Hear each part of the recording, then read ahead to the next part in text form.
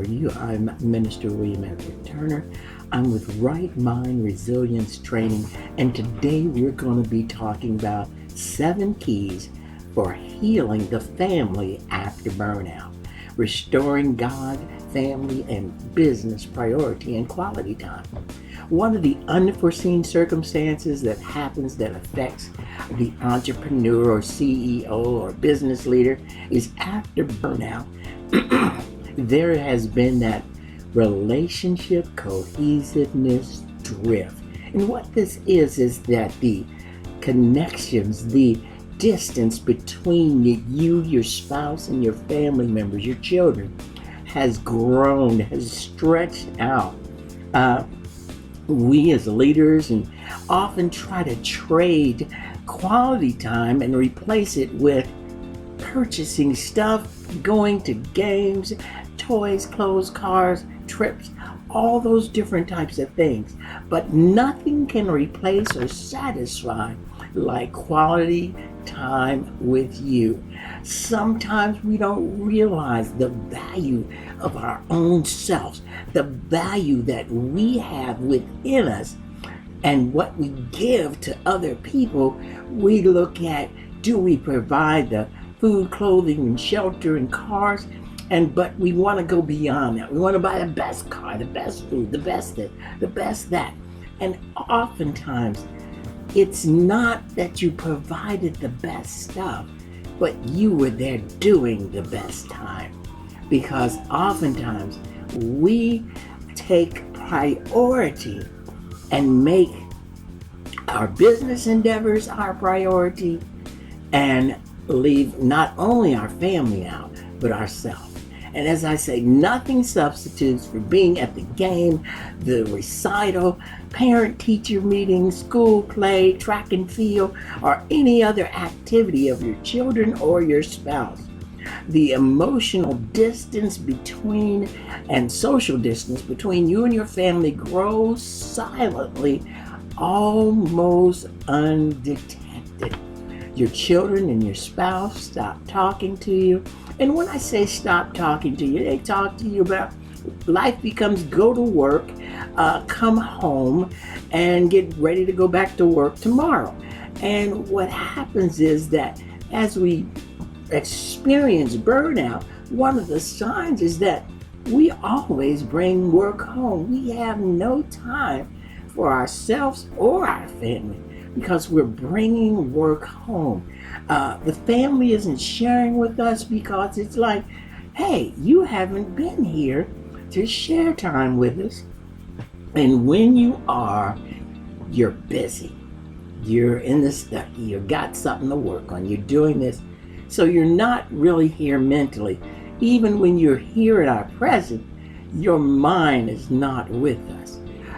You may be concerned about X, Y, and Z, and you want them to get good grades, and you're ready to give the scolding or the direction which you think is, that's all I need to do. But that quality time showing them that you're a person, that you're concerned about them. And oftentimes, as Angela Milo says, people don't care how much you know until they know how much you care. And that's what this is about. Letting your family know how much you care again. They love you. They want things to turn around. So here are 7 keys to healing the family after burnout. Number 1, and I always start with confession to God. Confessing to God that I've moved away from His principles, that I've placed my own personal desires to get ahead of God. I place my business, I place my conferences, I place my time. I came out of the principles and the lineup of family that God wanted me to have. And then I even stopped praying like I prayed before when I was starting my business, when I didn't know where I was going to get the money from or get the education to run the business or find the right employees.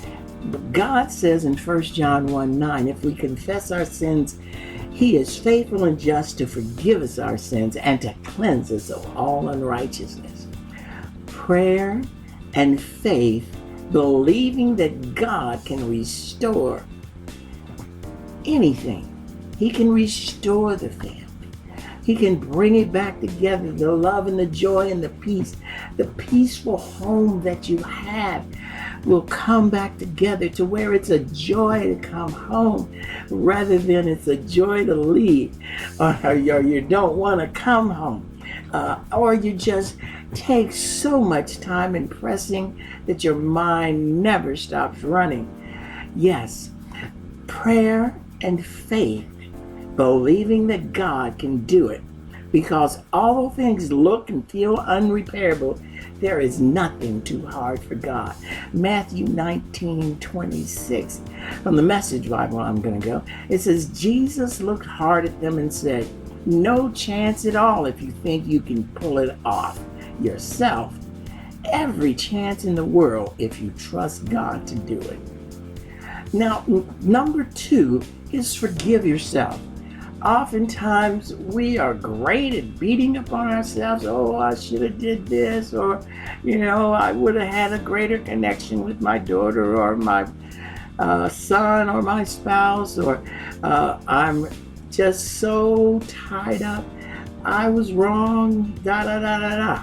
Well, God forgave you, and you need to forgive yourself, because you can't hold yourself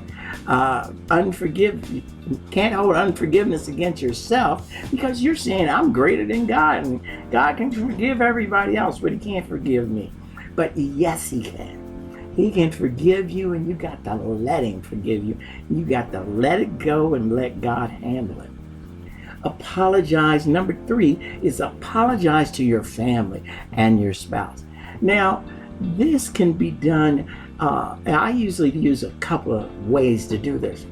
First of all, I apologize to my spouse and let them know, and then they have all the questions that you don't want to answer, but I answer them because it was not about I didn't love you, or I didn't like you, or I wanted to be away from you. Yes, it was about making more money, or yes, I thought I had to be the top dog and this is what was required. That 24/7 that it got to start my business in the going, which should have died off as the business began up and running, didn't, because I didn't know how to shift into the next phase of managing the business versus having to be hands-on in everything and running everything and striving instead of managing forward. I confessed that to my spouse, and then I talk with my family members, my children, and apologize to them. And once that apology happens, it's amazing. People may not act like they feel it at first, but you'll be amazed the relief that you have. And along with that, it's your responsibility to plan quality family time. Now, as the leader of your house, you are responsible for family time, because it says in scriptures that you're supposed to train up a child in the way they should go. And it also says talk about those principles when you get up in the morning, when you sit down in the morning, when you're walking along the road, all those things, because if you plan the quality time, you can sow in the right values, as well as people get to see and your family gets to see, how do you respond when the person cuts you off in traffic? How do you respond when the clerk gives you back the wrong change? And more so, how do you respond when the clerk gives you too much change? Do you give the change back, or do you let the clerk possibly lose their job? family will look at that and see your righteousness and your kindness and your love. And that quality time is not just having fun or going big places. It may be sitting in the backyard watching the grass grow. It's quality time, talking about the wind or the shapes of the clouds. It doesn't have to be, I go to a big event. You don't have to be the Disneyland parent that only is around for the big events, and then you're not really there because your mind is still somewhere else. But when you plan your quality time and you've come with this new reality of taking care of yourself and your family, then you also develop that cushion for you when times are stressful in your career and at work and on the job or in the economy that affects your job or the employees there. You have a cushion to come home, a place to relax, a place to share what's going on with you. Also, put your family time on the calendar, and that's number 5. Putting your family time on the calendar allows you not to miss, not to show up late, just like you do with meetings. You're 15 minutes early. Well, you can be 15 minutes early for your family time. Due diligence. Be on time. Be punctual. Be that leader, because you are setting example for your family in every way. You're a leader. Your example matters. And so you put them on the calendar. The other time is and that's number 6. Number 6 is take personal time for yourself. You've got to take personal time for yourself, and because oftentimes we do not take personal time for ourselves. What we do is we get involved in a situation where we are not moving forward, and we try to buy our recreation. We go to this, we get that, but sometimes you just need quiet time to let your mind collect, to commune with God, time to just listen to your heartbeat. One of my favorite things is laying on the floor and looking at the ceiling. It's something amazing about it that it does for me.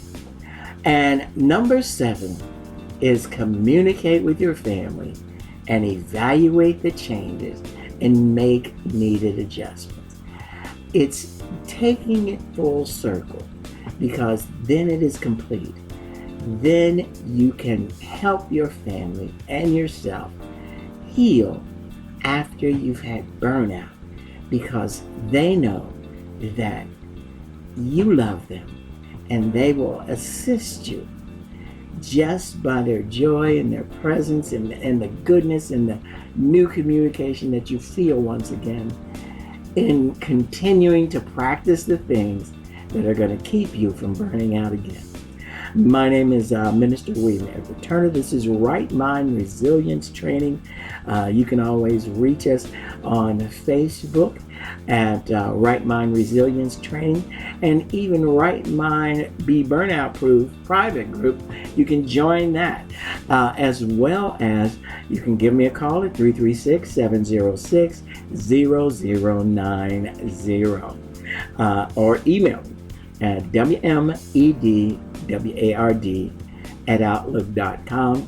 And of course, you can send me a message just by messaging me over Messenger.